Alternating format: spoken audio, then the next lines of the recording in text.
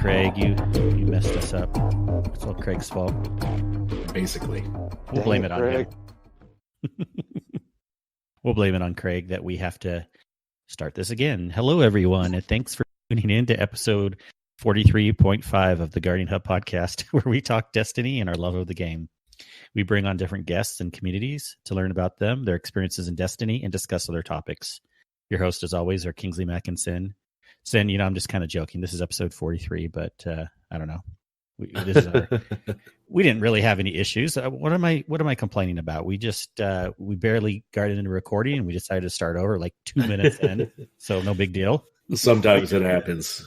No. Sometimes it happens. It makes me even more magical when we have to do that. So you're magical? Yes. Oh man, glad to hear that. I am magical also because we are on episode 43, but we are bringing back the guest that we had all the way back on episode 1, our very first episode of our podcast to kick things off. We have back tonight, Mr. DeSRaven. How you doing, man? I'm doing fantastical, and stuff. Man, yeah. I'm glad you're doing good. Glad you're doing fantastic. Glad to have you here. Glad to have you back. So and understandable. Yeah, not that there was any issues or anything. No issues at all. Right? Yeah, technology. You gotta love it. Never. Like never issues. I'm not a bad luck charm for podcasting or anything. No. No. If you were a bad luck charm, we wouldn't still be doing this episode 43 in, you got a point there. You got a point. Yeah. Truth. Oh man, so I think our year is coming up in March-ish, right, Sin? I'm trying to remember when we started. I can actually tell you. Our first ever master file was March 25th, 2019. Nice. So we're getting there. We are getting there.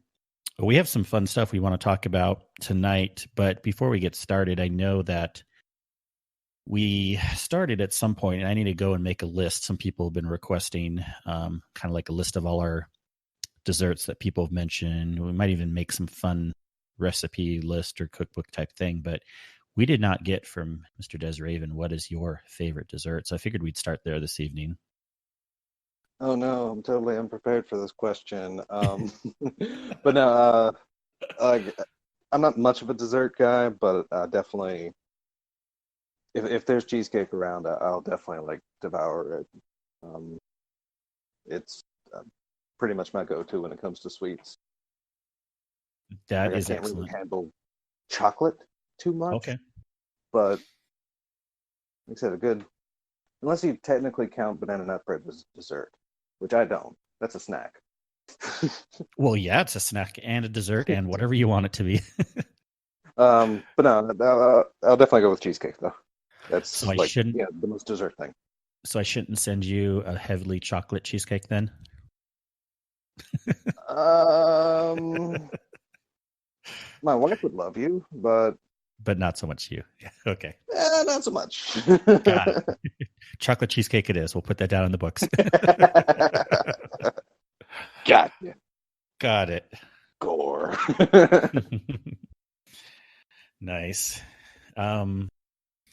Yeah, I mean, what's new with you, Sin? What have you been up to this last week since the loved listeners have heard you last? Oh man. So Tuesday reset, and by the time we release this, it would be out of spoiler territory. But there was a new Explore the Corridors of Time that popped up with Osiris. So really in the past couple of days, I've been watching Glad and Say No to Rage and Sweatsickle and Dado trying to crack the codes that they've been getting from obelisks. And the first phase of it was right now, as we speak, has already been completed. And there's lore attached with different vaults that you find in the corridors, along with an emblem. Fortunately, earlier I was able to sneak on for a bit and actually run the sequence for the emblem. So I've actually got that completed. But outside of that, not much at all. I've still been watching them try to crack the second phase of the sequences, but as far as I know, that hasn't been completed as of yet. Yeah, this is really interesting, and that's kind of what I've been doing for the last bit too. It's been second night coming up now as of what we're recording this right now, and it's so interesting. I haven't even been in the game that much. I did go in there and pick up my emblem also late last night once the code started coming out, but I've had on Twitch more than I ever have before, mostly watching.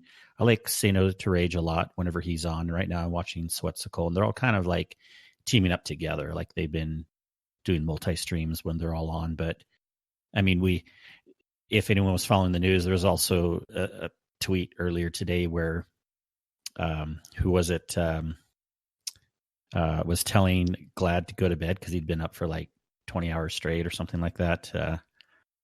Not DMG, but maybe it was DMG. Okay. I know he had a general warning tweet about staying hydrated and sleeping and I know, right? But this is like fun. I feel like I'm almost just kind of like watching, I don't know, like CNN news ticker across my screen, having it on all day, just doing things and, doing emails in the background or whatever. But then like Twitch is constantly on, like through a lot yesterday and through a lot today. And right now, as we're recording, I'm watching basically what they're doing. And I'm watching Sweatsicle's stream is like Sin had mentioned, they passed the first part of the puzzle or whatever. And then they are having to crowdsource the second part because that's how they're guessing right now. It'll be figured out. And what Sweatsicle is having like people join up in his fire team because you get different codes. Each person gets like a different set, and then they'll read off the code, and then they'll leave, and then the next person will come in. And it's like this is such a fun thing. I'm constantly seeing players join fire team, players left fire team, and they're just like reading off codes to each other. And someone has like these huge Excel spreadsheets of like thousands of lines of just all these things they're figuring out, and then someone else has a Photoshop document of all these what's the symbol again? The symbol, 1, 2, 3, 6-sided, right? Like a hexagon or something. Yeah, hexagon. Yeah, I don't know why. Hexagon. But anyways, with other symbols. Yeah. But like all these hexagons. Yeah, I know, right? But this is just so unique what's going on, and we don't even know what it'll lead to. Hopefully something really cool. At least some rumors are an exotic sword that might be the 3 elements, kind of like in D1. But they're thinking this might even be one sword that you can switch it instead of having to get Raised Lighter and Dark Drinker and all that. Who knows? Or hopefully some cool story quest. Nonetheless, this has really been getting, even though there's nothing really for us to do right now, like the average rank and file player, I mean, we can try to help crowdsource this, but it's not particularly fun or interesting. We're just kind of like sitting back and watching what they're doing right now. But it's still interesting, the idea of there's something to figure out. And I wouldn't have guessed it would have come this week. I thought if anything, a secret quest would come maybe a couple weeks after like Empyrean Foundation, because there's like a good portion of the end of February. Not much is going before the season ends in March. Yeah, I don't know. Any other thoughts? This new fun thing that we're watching, we don't know where it's going yet. I think it's honestly good timing.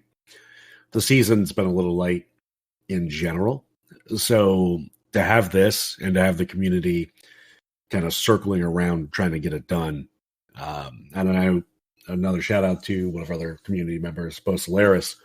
I know he posted a picture on Twitter. He had jumped in to one of the streamers because I think once you're in the vault, you can have people leave and join up and they spawn on you. And they were having people rotate in and out. Bo Solaris was one of them, getting screenshots for these, I guess, pathways or images so they can compile all this data. But I think it's good timing. I'm kind of excited to see what is at the end of the tunnel with it. if it is an exotic sword like that, where you can switch the elements, that would be super cool. And at this point, with the emblem already here, we know it's going to be more than an emblem. Yes, at least more than an emblem. But potentially by the time this episode comes out, depending on when we release it, we will have more information. We do know that some people were speculating, well, maybe something's time gated, but DMG's confirmed that whatever is in, we don't have to wait till next week's. We might have to wait another day, but we definitely don't have to wait till next Tuesday if they can figure it out sooner. So let's hope the smart minds figure this stuff out and we can see what it leads to. So hopefully there'll be some big quest coming up. For sure. Like it's always very interesting when they bring out like stuff like this, and just seeing people swarm together to crack these codes. Yeah. Did you do the Whisper quest, Des? Yes. Okay, yeah. Do you remember all the hubbub when that first came out? That was just crazy how excited everyone was. Oh yes, it was something spectacular. Like, because I think I was able to get in like some of my first tries, relatively blind and new. It's like, hey, there's this thing that if you kill this guy that shows up during this public event, you can go into this mission. I'm like, no way. And yeah, that giant, just the pathways and everything, and it was just something else. But yeah, it was most definitely something special. Yep, huge mission, really, really fun. Yeah. Excellent. Well, yeah, again, we're happy to have you on tonight. And I kind of wanted to talk about tonight as our main topic, and we'll just have a fun, casual conversation. But like, you've been away from the game for a bit, and then you've been playing some recently, and I just kind of wanted to ask you some questions on what that's like.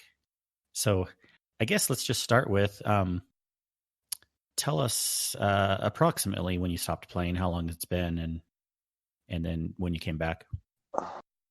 Well, that's kind of funny because I think the last time I had played was a couple weeks, maybe to a month before I was even on this podcast. Mm-hmm. The first time. And it's Sen's fault, admit it.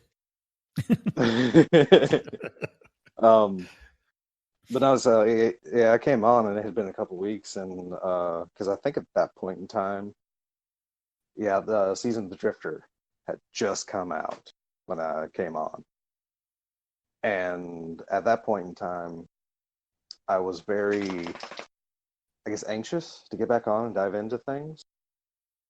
But yeah, it had been since I'd say late February, early March since I had last played, and I finally came back the Thursday or Friday of the first week of the dawning. So okay. A couple weeks ago now. Yeah, so almost a year. Yeah, almost a solid year. Yeah. Did you have what was your thoughts with all the content and missing out on it for so long? Did you kind of dive right in and want to do it all, or did you just really pick up with where the season started? What are you talking about? I'm still doing it all. I guess that answers that. Aren't we all? Yeah, I mean, it was like overwhelming at first. I'll say that because, again, like I had the entirety of like Season of the Drifter, Season of Opulence, Shadowkeep drop. All of that was just untouched for me. And some of that I can't touch because Season 8 is done and gone. And there's some stuff I can't get. So I'm kind of sad about that. But also at the same time, but like I said, just everything else that was there. Oh, it's just like looking into my quest tab, and it's like, oh, I can stay up like 5 or 10 minutes and I can do this. Oh, I can stay up another 5 or 10 minutes and I can get this done. Oh, but then there's this over here. Holy crap. It was awful. It was awful. So this is a really interesting point then. So like, because this comes in with the conversation of they are having some things now that can only be done in the seasons. And so I guess the main activity thing that you missed would be the Vex offensive. And then with that, It would be some weapons and lore also. I'm thinking that's what you've missed. I'm trying to think if there's anything else. Oh, Obviously, all the Shadowkeep stuff you can still do. Yeah, like the campaign stuff is definitely for sure. But yeah, Vex Offensive, never saw a video on it, never touched it, so I have no idea what it even was. All I know was the name and that it existed. Gotcha. Otherwise, I don't know. I missed it. I mean, well, if it makes you feel any better, Vex Offensive was way less interesting than the Sundial, and unless you're like loving the Sundial, you can kind of see what I mean by that. So, I don't know. I actually am kind of loving the Sundial. Okay, well that's good, but Vex Offensive was like probably like a fourth as good as the Sundial. So it's kind of like Blind Well. Yeah, it was a lot shorter. There wasn't multiple areas to go into. So Sundial was built a lot like the Menagerie, where there's like multiple areas to go into. Oh yeah. Vex Offensive there was too, but they don't like rotate in different patterns, and it was just the exact same thing pretty much each time, and it was super boring. Yeah. And they made us do it way more, and then they learned in this season they kind of cut back, so this activity is more interesting and we have to do it less, as opposed to last season it was less interesting and we had to do it more. Yeah. And then hopefully the other thing, of course, they say is the weapons and unique armor supposedly will come back sometime down the road. We don't know what that means yet. They've hinted, I think they've said that for sure. Now they could change their mind, but I don't know if it'll be coming back in like as like a one of those whatever they're calling the engram of the season, through Eververse. Like drops of stuff, or maybe it'll come back into the general loot pool. Who knows? But yeah, it might be a year later down the road. But the idea is that stuff will be coming back, but just probably not the activity. So that I guess would be the main thing. That's kind of good, because if there's one thing I'm kind of saddened that I missed, it was Ariana's Vow. Because I've always loved hand cannons, I've always loved interesting weapons, and that just seemed. I saw a video on it, and I'm like, that just seems like an interesting hand cannon. Yeah, a lot of people. I didn't like it myself, but it is, if you like hand cannons, it's cool because it's so unique and super slow firing, but really packs a punch. And if you can hit your shots in Crucible, it was really, really effective. So hopefully they do bring that back. With it. Awesome. What's that? I said I would suck with it. Awesome. It was also supposed to be good for, what was it? Did it do the overload rounds? I think, Sin. I'm trying to remember. It did one of the champion things. Yeah, it did one of the champion type, like anti-barrier or something like that. It was just kind of built in, as opposed to like, our legendary weapons. Now the scouts and the pulses, we can put in whatever mod we want. But these exotics, since they can't do mods, some of the new ones of the season, they've just had one of those capabilities built in. So it was that weapon last season, and this season it's the isn't it the one we just got? I think the Symmetry. Oh, Symmetry. Maybe, but I think you're right. Devil's Ruin, that exotic sidearm. Mm-hmm. I think that has a unique perk like that as well. Yeah. All right. What about the Shadowkeep story? Did you run through all of that? Do kind of most of the Shadowkeep? Of course I did. Mm-hmm. What did you think about that? Let me tell you what. Loading into, because I've kind of like cut back, like once realizing it would be a while since I would come back, I kind of cut back on my Destiny content. But I did hear one of your episodes talking about like how much of a trip it was first loading into the moon and recognizing the map. And at the time that had left my mind, but there I was experiencing that exact same reaction, loading into the moon and going, oh my God, I know this. Like, I know all of this. I spent, like, once being able to explore, I spent just the longest time just driving around. I believe it's Archer's Line. It was a hilarious moment for me. because I was practically reenacting my old helium filament grind. And I went to the dome that leads, I believe, to the Temple of Crota. And anyway, it's got all the fallen in them. Mm-hmm. And there's like this partial corridor that sticks over a pit of death. And in D1, a chest used to be capable of spawning there. And that was part of my routine, is to check that corridor. And sure enough, I rechecked that corridor, and there's a region chest sitting right there. And I just laughed. Awesome. Yeah, I just laughed because, like, oh my god, they knew, they know. Yeah. But yeah. Oh man, now I'm even getting excited to go back to. I kind of got like, after hitting it hard, and we're doing all this stuff that's more Mercury now. But I'm like, oh, I'm missing the moon again, and I got all the regional chests. I did all this stuff, but I hope we can like have reasons to go back down, other than the nightmare hunts. But like, they're fine and all, but like, I hope we can have reasons to go underground in the moon some more, like maybe build another strike down there, or even if it's a revamp of the D1 strike, guess that wouldn't fit the lore so much, but I don't know. I mean, they could always bring back Fogoth again. I know, right? It's just, give us reasons to be on the moon. But yeah, but the campaign though, I absolutely adored Shadowkeep campaign. I am finished with, like, I guess the quote unquote bulk of the campaign. And I'm, I guess because of the weekly process, purging Eris's phantoms or whatever, which is an incredible process that you actually got like these tidbits of information from, more of these names we know. And it's just, because I think last week, I haven't done it this week, but last week I got, it was the Tarlo memory, the Titan, and I was just, it's little bits of information about them, but it's enough to really, just enough to really be kind of awe-inspiring about the characters all over again. Yeah.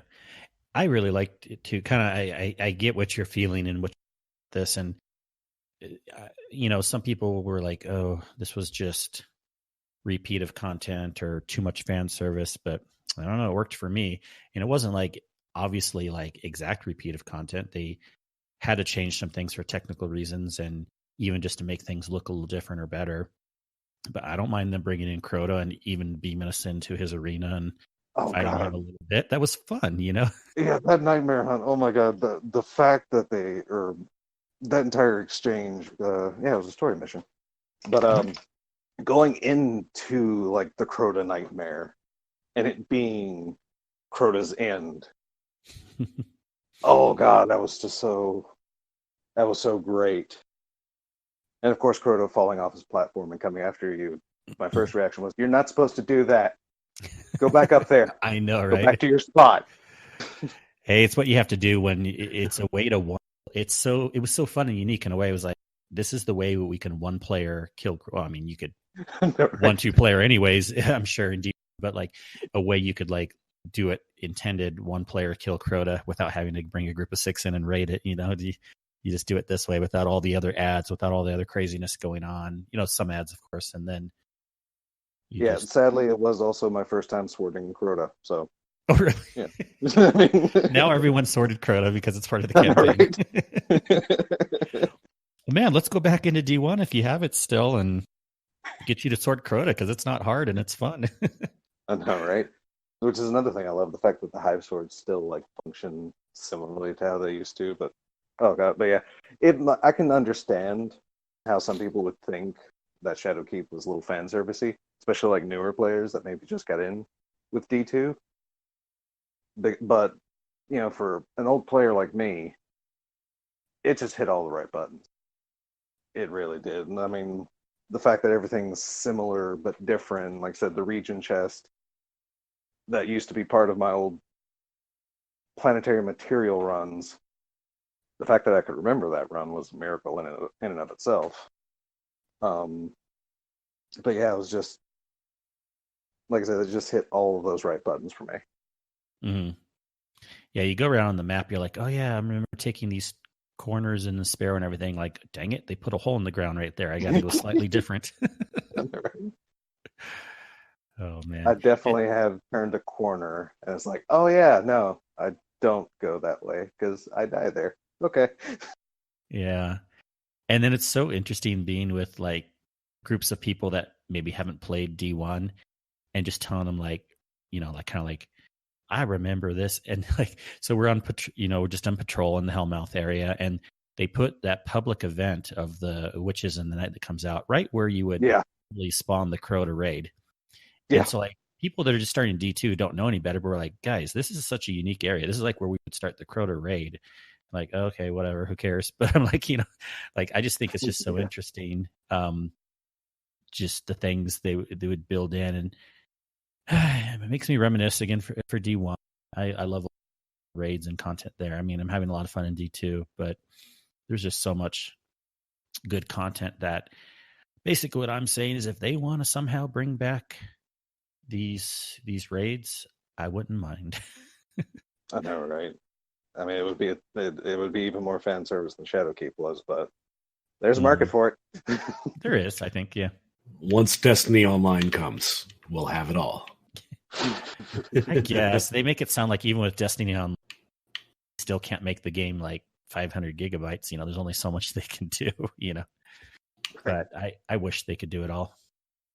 Yeah, me too. Me too. Did you? And we could talk about Shadowkeep more if anything comes up. Did you go back and play much yet of the rest of Season of the Drifter, or I guess more Season of Opulence stuff?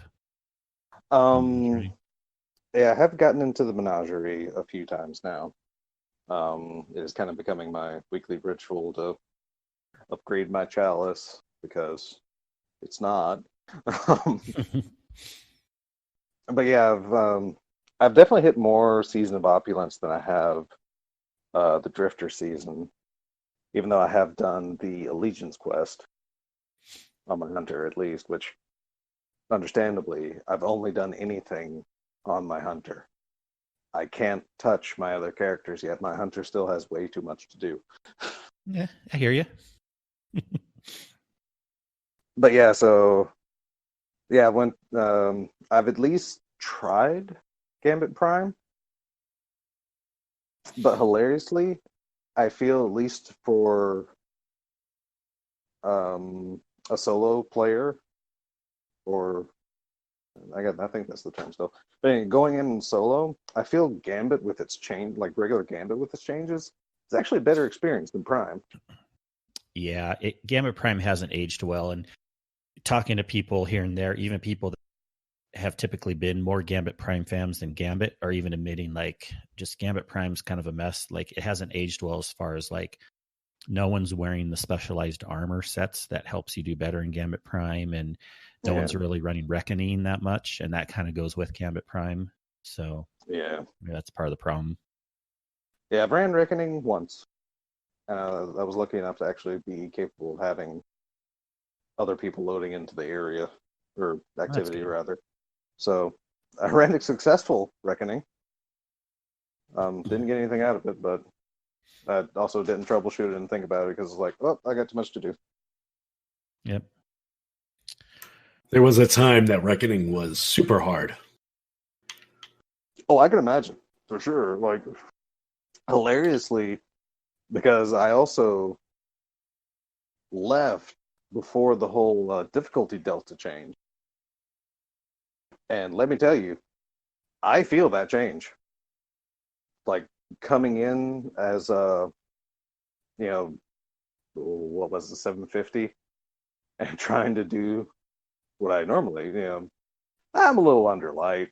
It'll be fine. No, it turned out to usually not be fine. It's that, I mean, enemies hurt now. Where if you're under level, like especially if you're under level, but even being slightly over, like enemies hurt, man. Like things hurt now. It does make it kind of slightly annoying in a way. I get what they're trying to do, but I remember a time, and maybe more so in D1 or the beginning of D2, where a year or two after you could go into those activities and they would seem super easy. But now it gets to a point where even when you're, was it 50 above or 100 above is like the max where it tells us anymore. But even at that max, it's like they still make it seem like it's not like you can just stand there and everyone melts. So you still have to do some work, right? You still have to. Oh, yeah. That's going to overwhelm you. Yeah, I can't remember the quest I'm on for what. Crap. But crap, what was it now? By the way, you have to like complete these 4 things, and it's for truth. Duh. Anyhow, okay.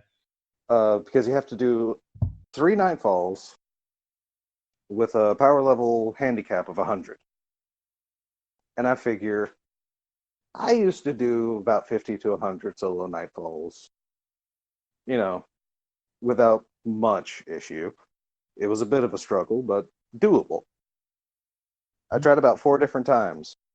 I have not completed one.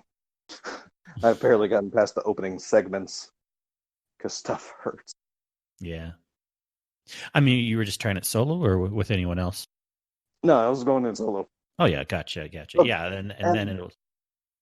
Well, and that's when I found out they took away the positive or the beneficial modifiers from the challenge card. So it's like, oh, so I can't heavyweight this. Yeah. Great. Yeah, it's interesting. I don't think I've run a traditional Nightfall with the card for a while because, they're pushing. And of course, they got to keep it around for reasons like this, like the Truth Quest or Legacy stuff. But I kind of like, in a way, the new Nightfall system where you don't have to think about building a card if you don't have a reason to. You just go in and pick your power level that you want to run it at. Although there's only one per week, so that's a little less interesting as far as Sin, we've run some of these Nightfall because of points. It's the only way to get points, and it's like, okay, same Nightfall again. Right. The lack of variety is kind of a pain, but it's one of the excuse me. That's one of those things that you get used to. And I don't think I've run the Legacy Nightfalls since before Shadowkeep, actually. Yeah. Huh. Ooh. Well, and then I don't know if you did. Did you ever do the? Gosh, why can't I? The raid that has anarchy in it. Actually, no. I never got around to. Because I think that was out already, like when you were still kind of playing. Yeah. And Scourge of the Past. Scourge of the Past. Yeah. I kept wanting to say Wrath the Machine because of the fall. But but have you ever done Wrath of the Machine in D1? Well, actually, hilariously, yes. There you go. You were in one of those raid groups. Yeah, I know, right? Sin and I ran those a lot too. We did. But no, yeah, I had not gotten around to Scourge of the Past. I think my normal raid group was kind of faltering a bit around that time. I don't really want to say faltering, but we just never really got around to diving into Scourge. Gotcha. And that's a fun one. It's not too terribly complicated, but then there's been 2 since. There's been the Crown of Sorrow. That was in the Season of Opulence, and that's another shorter one. But boy, did they kick it up a notch. It's super technical and not very forgiving if you miss your technicality of working in concert with everyone else. Ad's situation isn't terribly difficult of staying alive. It's just knowing where to position yourself and do the mechanics. And then of course they have their new big raid, Garden of Sorrow, Garden of Salvation. Which is pretty big. It's like kind of like their Last Wish or King's Fall or those size raids, kind of like their big yearly one. And that one's pretty unforgiving too, at least in the last encounter. We've had a lot of people that have made it to the end, but not all the way. It's fun though. Yeah, and that's what I was getting at. We need to go in because it's just so beautiful. It's just the skybox in this raid is very fun being in, the Black Garden and being just, you just got to see it. It's fun. Yeah, because I had heard that, of course, Garden of Salvation was tying. Well, I mean, the trailer pretty much said as much when Shadowkeep came out, that it was tied to like the Black Garden, and I was kind of curious how they were tying it until playing through the campaign and seeing that like final cutscene where you apparently, meet the darkness, which, oh my God, they did that so well, I think. Mm-hmm. And just seeing, before even the reveal, just seeing, the familiar just scenery and like how it's been described in old D1 lore cards. It's just, it was all icing on the cake. Yeah, you basically go in all these new areas, except for at the very beginning is, well, I don't know if it's not a spoil for you, but everyone else knows this by now, but it's the part kind of like where you end the original story mission of D1, taking down the three statues. Yeah. Of course, it looks a little different. That's good then. Yeah, that's about, that's good. Yeah. I like that idea. It's the very, I don't know if you can say, I would use with the timelines or whatnot, but it seems like it's the timeline that's in the past where it's all green and pretty and everything like that. So not the futuristic one where it's all dark and grim looking. But yeah, I mean, just seeing all that just like reignited like the lore nerd in me, really. Like seeing the connection of the darkness to the Black Garden to, in D1, D1 ended, in that area with a bunch of Vex worshipping the quote unquote darkness, which we had no clue of at the time. I know, right? Then when Taken King came out, we thought Oryx was the darkness. Ha! Anyway. But kind of, but not really. He's dark. He was basically like the closest thing. But yeah, actually, what freaked me out, like actually kind of gave me chills, was in the that last Shadowkeep mission, or maybe before, but when the darkness actually takes over Ghost and speaks through Ghost. That freaked me out. Just like I said, having all the lore and like knowledge like just erupting back, it's like the only time like an enemy has been able to mess with Ghost, as far as I'm aware, was when Zol was able to temporarily disconnect us from Ghost. Then here's this thing able to just reach in and speak through it. It's just, whew. I know. Boy, and we still have Savathun to do that remote. I know, right? Like, holy crap. But I definitely see like it's a weird. Shadowkeep kind of ended in a weird spot because you can basically kind of for the first time in Destiny, you can kind of see a path of where they're going. Because sometimes they would like build upon certain aspects or ideas, but not always would you be able to really see how they're going. Like I said, then introducing the darkness and this really big bad that we kind of have no hope against kind of gives you that just outline basically of that's the end goal. Like that's the feeling I got from it anyway. It's like this is the big bad that might culminate Destiny's story, is that conflict. Now, have you done you said you've done some Sundial. Have you done some of the other new things in the new season? Like, have you done the Saint 14 quests, little story missions? Yeah. Yes, because those? I got mad. Okay, detail. When I first log in, okay, I mean, on our podcast, RNG cast, formerly, I was a proponent that Saint 14 was dead. Okay. Like, the host Buster was a proponent that it was all a simulation. Saint 14 is not dead. He's still like in the forest somewhere. So I'm gone for a year. I know nothing about this new season. Like, absolutely nothing. And the first message, one of the first pop-up messages that greet me is Saint 14 has returned to the tower. What? And Excuse see, me? this was a few weeks in, obviously, because like we didn't Yeah, get that message right away. But still, that's funny. That's oh my gosh. exactly. So yeah, just pop-up comes in. There he is, and it's like, excuse me? Which is why I rushed through Shadowkeep, because I had to get to the new season stuff to find out what happened. No, And remind yeah, me because people were confused, and I was confused too. Was he actually in the tower for you, or did you have to do those missions? Showed up. oh, he was there. Okay, that's I wasn't I could sure. not, I could not interact with him in any way, Oh, okay, but he was there. okay. And then But you yeah, he probably was had to do based. the missions to get further in with him. Yes, yes. Once I myself went through the act, he was fully interactable and whatever. Yeah. I like how you say when you go through the act.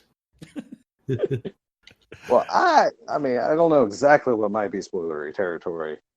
You can talk about anything here. We're nothing spoiler, even if for what we talk about the podcast, basically, unless it's like a big content drop just dropped and it came out yesterday and we haven't finished the Oh, stories yeah, yet. But anything else we can talk about, even speculation stuff. that's good because I have a lot of opinions about the Saint 14 mission. Yes. Because again, I had to find out like how are they bringing him back? Like, what are they doing? Did he die? I don't know. So, like I said, I'm having to go through at least some parts of Shadowkeep to open up Osiris on Mercury, and in fact, I think all I had to do was the first mission of Shadowkeep. Yeah, yeah. All I had to do was the introductory mission on the moon, and Yeah. then I was able to like skip over to start working on like Mercury crap and Osiris, and but yeah. So you go through. You get your first mission, or once you get to the perfect paradox, which I absolutely really adore that shotgun now. Because going through that first mission and essentially saving Saint 14 from a combined assault of like Vex and Fallen, and then just like we were told way back in Curse of Osiris, we give him this shotgun. The So I paradox. love this. Yeah, I love the name of it now because it just, with that mission, that name is legitimately perfect. Because that is a shotgun that has no reason to exist. Like Right. I've talked to my wife about it, like trying to explain the steps. It's like, okay, so back in Curse of Osiris, we forged this shotgun. The shotgun tells us that it was Saint 14's shotgun, but he got it from us. So it's like, what? So then we get the shotgun again, and it's like, oh, this is a Dark Age shotgun. Wait, we weren't around during the Dark Age. You know, and then they do the thing that I've wanted them to do for a very long time. Especially, I knew it was coming because of the Vex. Time travel. We save Saint 14 in the Dark Age. We hand him a shotgun that we get because we got it off his body. That he only got because we handed it to him. And then the only way we could hand it to him is because of the message in the shotgun. There is no way. Yeah, there's no way for this thing to exist. It's got too many loopholes attached to it. And I love it now. Yeah. It's fun, right? It's one of those things. Yeah, it's like it doesn't make sense, but it's fun. Exactly. I mean, the name is very fitting now because you get it and it's like, yeah, that's a pretty good paradox. Yeah, sure. And then they delve into this and it's like, okay, yeah, that's silly, but fitting. But yeah, and going through and getting the second mission, I think I might have had to wait a day. I'm not sure. That's what I was wondering too, because we had to wait a week in between if we were doing it live at the time when it was releasing it. And I was wondering Yeah. if other people after the fact had to wait a week also, or just kind of like do it I shortly might have after? had to wait a week. Well, I might have had to just wait to the next reset, which might have been Yeah, a day or two. could have been that. Yeah. But yeah, and then going into that second mission, which confirms the monument that was built to Saint 14 in the forest. He was supposed to die. And then seeing that cutscene of him coming out of the forest was like the best thing ever. Oh my god. It is like he is like the ideal Titan coming out of the Infinite Forest. Yeah. Just dragging a Vex with him as he comes out, using a Vex to wrap around a Minotaur so he could headbutt it. It's like, yeah, that's a Titan. And kind of impressive too that we had the all impressions that it's kind of hard for Bungie to put in actual cutscenes and actual story missions. It's not like there's tons in this season, but like usually you don't really get that at all in the other seasons. You only get that in the DLC drops. Yeah. And so it was kind of cool to have at least a small amount of that built in. But we did get that in mid. Well, actually, I was about to say for Aldrin's re-raising. Oh, that's true. Was that in the first 3 months though, or was that later on? Maybe it was later on. Yeah. That might have. No, that was Black Armory. That dropped. Yeah. Well, but this was like actually a couple story missions too, which was fun. You know, actually saving 14 and now with this big thing going on again that we started at the beginning of the podcast, who knows if this will open another mission? So I don't know. It's like a wormhole, and it's great. Yeah, for a crazy player like me that plays too much, I still feel like there's a lot of stuff for me to do in this season. But I'm not ever complaining about it because I know that I play a lot and I always enjoy raiding. And now that I'm seeing this like secret thing that came out, I'm like, oh, maybe. And then who knows? Imperium Foundation could be pretty cool too. We don't even have any idea what that is yet. Yeah. And I'm sure you've heard all the rumors. Trials it's pretty much been confirmed, but we just don't know when. I mean, Trials is coming back, whether that's next season or whatever.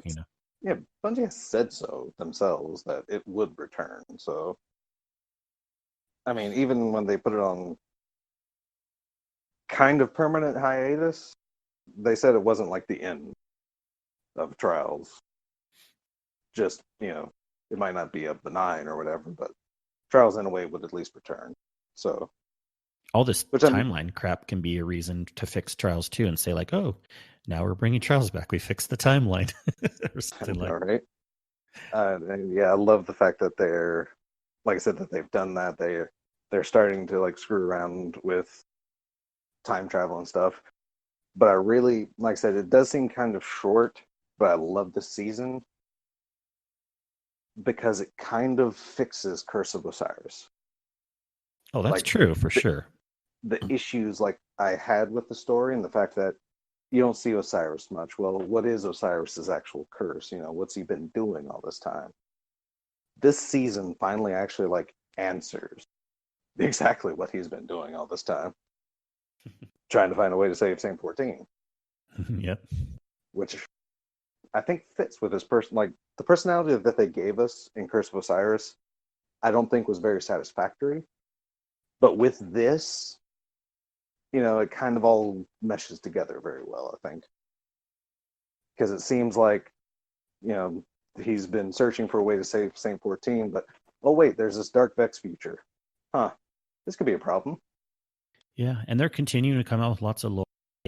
I need to collect all the lore or at least read it on the web of all this new time, or this new quest that just came out of when you go through the different paths, it'll. I think. Oh, yeah. You remember how many lore pieces were sent? Was there 19, or there was something large amount that's getting released? Yeah, I don't remember the amount of lore. But they're still doing a lot there. Just a couple little small things here and there, but feel free to interject at any point. Like, what do you think of like little things like the season pass bar? Because that's like a new thing, right? Little things like that they've added since you've been gone. Oh yeah, the season pass. I've actually, I've played a few games that have had season passes, and I didn't know how to feel when I first came back, like how I actually felt about its progression. And I mean, the reward seemed pretty legit. The fact that they just cram a bunch of stuff you're pretty much going to need to grind for at some point in time anyway, because Destiny has no shortage of that. And they've added more. Legitimately, since I've come back, my consumables have been full. That's never happened before. That is an issue. That's not a either you problem. have too many quests, and then you fill up the rest of the bounties, or even the other way around. I know, right? It's pretty easy to get it all. Yeah, consumables too. pretty, Yeah. Especially like going back and like doing so many seasons, like each one introducing these consumables. Like, oh yeah, Season of Drifter. Here's these synths. The Season 9 timeline fractals or whatever, and this crap, and these runes and those runes. It's like when it told me my consumables was full, it's like, what? That wasn't a problem before. It is now. Yeah. But no, like going through it and like I said, having like 2 or 3 weeks to play through the game and start catching up. I think just today I hit level 71. Oh, nice. On this season. Far, yeah. Yeah, that is nice. Much further than me. Me too. I haven't, like last season, I felt like hitting hard, like to level up the season pass thing. But this season, I'm like, I'm okay to go slower and just kind of like let it ride. Yeah. And I think I was, when I last checked, I'm about level 60, 58, 59, somewhere around. I'm fairly certain that because I have so much old season stuff, it is really giving me a boost. Because like all these like quests and stuff, like completing quests seems to give you a large chunk of season experience. Yeah. And I'm completing like quite a bit of those. So yeah, I think kind of holding off kind of benefited me in the short term here. It is multitasking at its finest when you can complete multiple things at once. Oh, and not even intending. To talk about multitasking, oh my god. Banshee bounties. Oh my god. Banshee has bounties, and I love his bounties right now. The fact that he gives you freaking mod components and enhancement cores, just here. Do this thing. Use this weapon. I'll give you this thing that you really need to infuse your stuff. Upgrade modules. Something else. Oh god. Yeah, there's so much new crap. I just figured out what enhancement prisms are for. Yeah. Oh yeah, on all the mods for the armor, that gets fairly complicated. Oh, I'm still collecting mods, which is why I'm so happy that Banshee gives you like 2 for every bounty you complete. Because I'm buying mods left and right. But yeah, it's crazy. But like I said, season pass, I like how I guess next season I'll get a better feel for the actual progression. Mm-hmm. Like I said, I'm definitely convinced because I'm so far behind. It's really helped me launch through a lot of these levels. It probably has, yeah, because like otherwise what some of the rest of us are doing is just hopping in kind of the same old stuff like Strikes, Gambit, Crucible, just to level up the season pass. I mean, picking up bounties is obviously what you have to do because that makes it just go so much faster. Yeah. I mean, you don't have to, but it'll help you level up your season pass quicker. And then Sundial, I guess we could run that too. But I think the thing that almost, if we're working on these ritual weapons too, it's like it kind of gets us to stay in Crucible, Gambit, Strikes more so than considering Sundial, because those are the places we need to be to get those weapons. I still have so many of those to get. Yeah, boy, I bet there's I've got Buzzard, the Vanguard sidearm. I love it. It's nice. And I've got Oxygen, one of Mhm. the older scout rifles. Love it. Nice. I think that's about it. And I'm working. The Vanguard MG is probably going to make me do things I'm going to regret because you need so many kills for that. Yeah. It's a little ridiculous on that one. Um, but yeah, I'm just like every time I like go into an activity, it's like, okay, what do I need to use? And I'm going into Gambit. And I see bow kills, shotgun kills, SMG kills. Let's go for bow and shotgun for now. Yeah. I know. You can sometimes be working on literally 5 things at the same time, like maybe some quest for some exotic, 3 different bounties, progress towards your ritual weapon, and then just XP or something, you know? Oh yeah, and I definitely have been doing Menagerie because I have bad juju. Oh, Nice. yeah. Yeah, Oh, yeah. That's a fun quest. I forgot about that. yes, oh god, another piece I love is the fact that it's kind of like I told my wife, the fact that you start that adventure with with Tolan reciting to you bad juju's like original item description, and then it's like, just call it a bit of bad juju. It's like, oh my god, this mission starts like perfectly, slightly cheesy, but oh my, it's Tolan talking to you. Yeah. And I thought it was so cool how you go through like just the dark version of the Leviathan raid, you know? I know, right? Yeah, I think that actually hit me in the Dark Throne Room Mm-hmm. because I like jumped up to where Callus normally sits and just saw it from that angle. I'm like, oh wait, Yeah. I know this place. Yep. And Callus, freaking douchebag. Um, all this time, and we still haven't even talked to him. We talked through robots to him, whether it be in the Yeah. Last Wish raid, or not Last Wish, but Leviathan raid, or Benedict or Werner or the Visage of Callus. Yeah. And the I'm tribute hall talking and to all him that. through robots. Oh, that's pretty cool. Yeah, the tribute hall, how we actually have like kind of in a way, you can pick your enemy type you want to spawn in and Oh yeah, test out different weapons on them. yes, and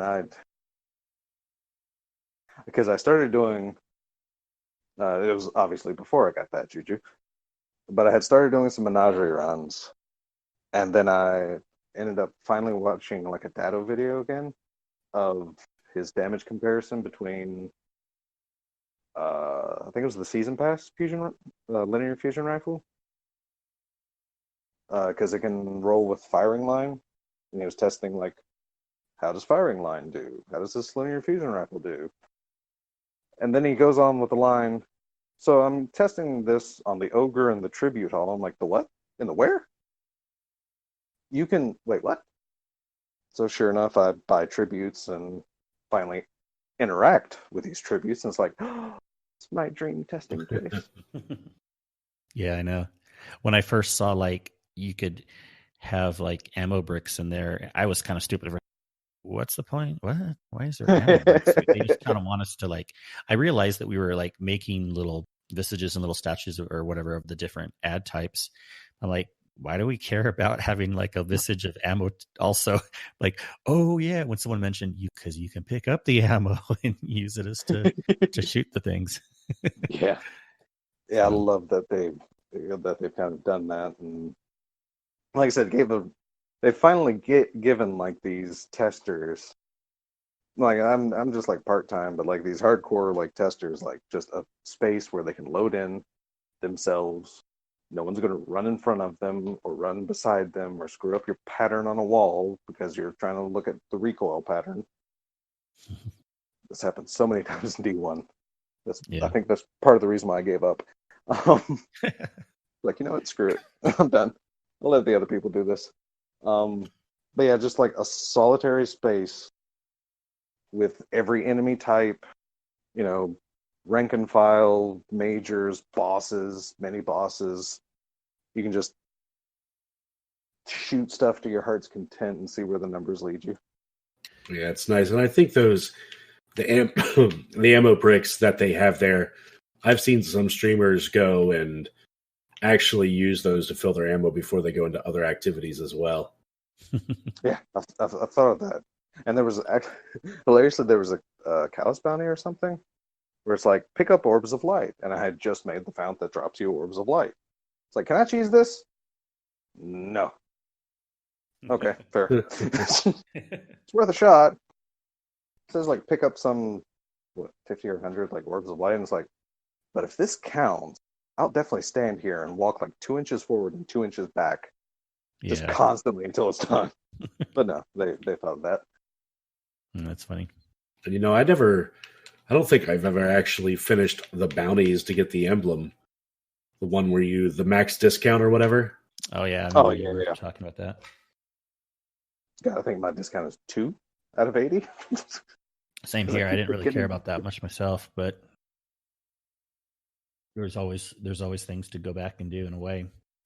Yeah, there's always plenty to do, and then some. You're saying basically plus right now. You're having fun. Is that what you would say, Des? You're enjoying it basically. It's yeah. Like I can't find, like I said, because this is also my taste. Because again, I skipped the whole transition from, Activision being booted out and Bungie like fully taking control. I skipped the filler and went straight to, the start of the Bungie journey essentially. And so far, they seem to be heading in like right directions. Because like I said, things are actually like connecting now. Like I can see why, or at least speculate that, bringing Forsaken in and making it so like grim dark by killing off Cade kind of makes the transition to the Phantoms on the Moon and meeting the darkness a little easier. That way you're not blasted with like so much bringing the entire thing down at once.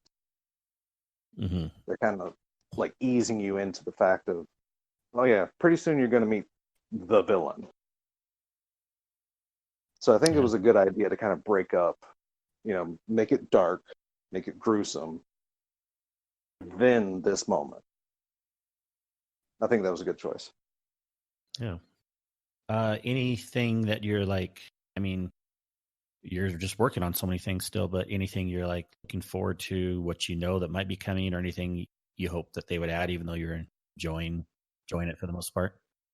Oh, I can't even begin to like contemplate what I would like for them to add.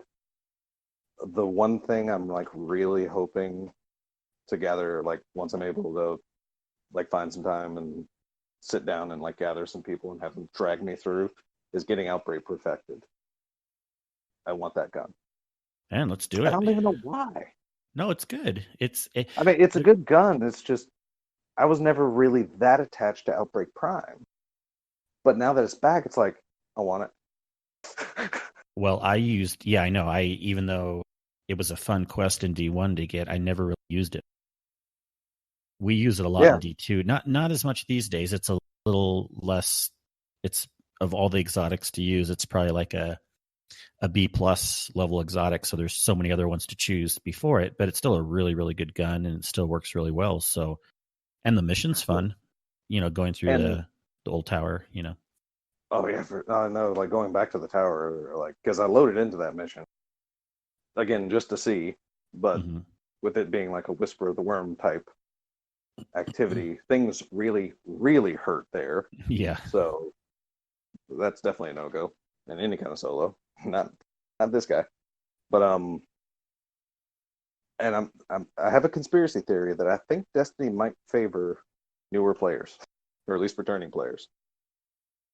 Because in my first like 3 days of coming back to play, I had like 5 exotics drop for me. And 5 catalysts. Yeah, it's gotta be, right? You hear these stories. It's kind of like, a carrot or something like, okay, you haven't played for a bit, so we'll give you all this good stuff. Oh, you wanted Twin Tail Fox when it came out? You've been gone for a year? Hey, here's your twin-tailed fox. Hey, here's this exotic. Here's Arbalest. You know, you only saw one video of it and you couldn't really get a feel for it, but hey, here you go. Oh, you wanted that Beast Runner Catalyst? Here you go, buddy. It's like, what the crap? Like, every time I was running something, I was getting stuff. I had now, again, have all of the random drop exotics. Like armor for my hunter and all the like random drop weapons. I have them now because they just dropped for me. Not even from exotic engrams. I just picked them up in the world. Well, another good time to come back, because that was a really good quality of life thing that they added at the beginning of this season, was duplicate protection on the exotic drops. So every time you get an exotic, it'll be a different one until you get them all, at least all the ones that just drop freely, not like quests or raids or things like that. Yeah, that was a huge plus. Yeah, I definitely benefited from that one. Yeah. Again, I'm just walking over an enemy and, oh, hey, here's an exotic. What? Like, holy crap. It was kind of trouble because I kind of numbed out to it after a while because it was just like, oh, it's another one. Like it kind of overloaded because I'm just trying to catch up and I was just trying to like power level grind. And it's like, here. 6 Coyote, got it. I mean, Oh, and then of course, what do you think about? So we have like these power level grinds that have like these hard caps and then pinnacle caps, which is kind of a funny thing. But then they also have artifact, which can give you additional power. Also, it's kind of interesting, right? Kind of funny. There's like different ways to get power now. Yeah, which I definitely, like I said, starting from 750 in season 9. I think I'm now 950. But the grind from 750 to like 910 or whatever wasn't major. Like, it felt like pretty much the normal Destiny grind. But once you hit, which I really also love the touch that the game tells you, like in the form of like quest or whatever, that hey, you've hit this power cap. Now, like I think at 900, it's like now the only thing that could really give you power bonus is like vendor packages and this and that to 910. And then again, you hit 910, the game's like, hey, now you really need to go for, the powerful rewards to get your power level up. So I think they did a really good job with finally communicating in game, like these kind of these hard stops that they have, without having to tweet out an infographic. Yeah, and at the same time, making power like kind of in a way. I'm just having this thought more now. Having power through the artifact also, it makes power something to do, but something like less you have to worry about, I feel like, which is kind of nice. It's something that happens. It's not something like, oh my gosh, we have to. I mean, when you haven't played for a while, it was a little bit different for you, but like if you're hitting these seasons as they come after each other, it's like this new season, power raised by 10 all across the board. And again, even though like we lost whatever was in our previous artifact bump for that artificial thing, it's like it didn't really matter so much. It's kind of like, yeah, it's something to do, but it's like it doesn't really totally matter. It's like it's more about getting your special mods and getting in the armor. Yeah, for sure. I can definitely see that. But also, like coming in from a fresher perspective, it actually, I think it really helps not make that extreme power level grind from like cap to cap really that difficult for newer people. Because I mean, a lot of, like I said, I'm 950, but that's including the last time I looked, I was like plus 11 on my artifact, I think. Okay. So however that calculates or whatever, that's helped by that much to like influence. I feel like it influences like the powerful rewards at least, because again, powerful rewards do drop slightly above my overall light, which is above, like I said, that artifact is helping my overall light. So, like I said, I think it's for existing players, like the mods and stuff are definitely like the big draw. But I think it's kind of a bridge to help newer people climb as well. Yeah, for sure. No doubt. Wow, boy, we could go on for a while. Any thoughts on your mind? I mean, I loved having this conversation because we've been playing this whole time, and it's not like you're a new what they call the new light player, right? The free to play or whatever, anything like that. But still, with the quality of life things that they've added and being away from the story for a while, you can kind of give a good perspective. So I really appreciate that. Oh yeah, and there's like still stuff that like blows my mind, like Armor 2.0. Mm-hmm. Somebody help Armor 2.0. Yeah, and are you going to potentially go after any titles, do you think? Like the one this season, Savior? Well, I do plan on going after Savior. Cool. Because it seems fairly easy, but yeah, I mean, it seems obtainable, basically, like for a variety much of more players. so than last season's. Yeah. But that is the truth. Also, in coming back on my like third Gambit match, I finally hit my Dredgen title. Oh, nice. Yeah. Nice. Because I guess the meatball spawns drastically more than what it used to. Mm-hmm. Because I got one on every match that night. And I know the now third it's at time the I point killed... where like we don't want the meatball. He's harder to take down because he gets protected all the time, Oh yeah. When watching Blueberries try and shoot at it, and it's like I said, I guess my old perspective, like, because that was one of the last things I was doing in Destiny, was hunting that freaking meatball so I can get my one title that I was finally going after, because I had like everything and it was just lining up. It was perfect. And then I just couldn't get the freaking ship. Couldn't. So yeah, like having those memories as my last, just like, meatball shielded. Someone's laying rockets into it. Here, let me help. Do you have ammo? No? No? Good luck. Nice. Well, yeah, I mean, you're PS4, right? I don't see many things change there. Yeah, and Sen and I go back and forth, so we will definitely look forward to grouping up some with you in the future. Yeah, especially for Outbreak. Yes. Oh yeah, for sure. It's not. Yeah, but, we'll talk. Oh yeah, Outbreak's fun. Oh yeah, well, I'll definitely try and, like I said, once I get some time, I'll try and arrange something somewhere. But yeah, also I'm cross save enabled, so if I ever forward an Xbox and the game and the stuff, maybe one day I'll be there. Yeah. There's people that play all three. I mean, we only do two, but I mean, like I said, eventually I might, because if something were to happen, it's like, oh hey, here's this thing. It's like, oh cool, and maybe it basically makes the choice not a choice anymore. I mean, it's that, because the big choice of investing in another system is, do I really want to go through the campaign another 3 times? Yeah, I know. That was one of my big reasons. Exactly. That's why I was like, nah, that's not happening. But at least with cross save now, it's like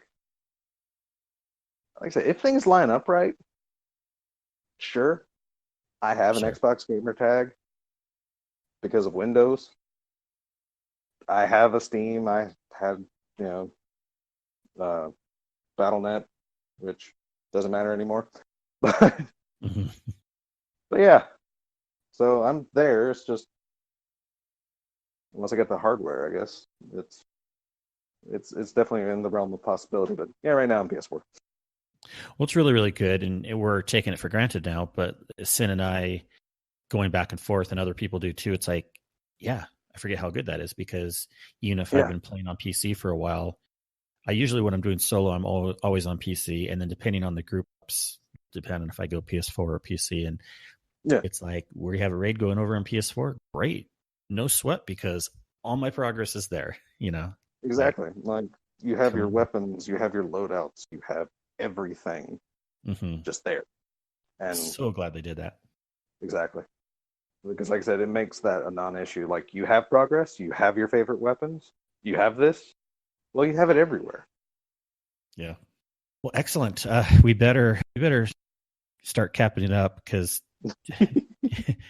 no, this has been great talking to you. I could go long, but we're gonna have to make a plan to. Hopefully, you don't leave the game for a year again, and then. But even if you stick with it, we're gonna get you on again either way. So, oh yeah, love you on. I definitely have no plans for that long of an absence again. But and it's no worries, of course. I love being able to talk about that as like a different perspective. Yeah. And kind of. It's actually really interesting also to have that perspective, to be the guy that's been playing Destiny since D1 beta, and then going that long, and then finally having that, as a former podcaster, as a former diver of all information, and then just to be able to start with a clean slate again was, I wouldn't say it made it worth it, but it was a really cool thing to be able to experience things blind again. Yeah, for sure. Yeah, that is definitely awesome.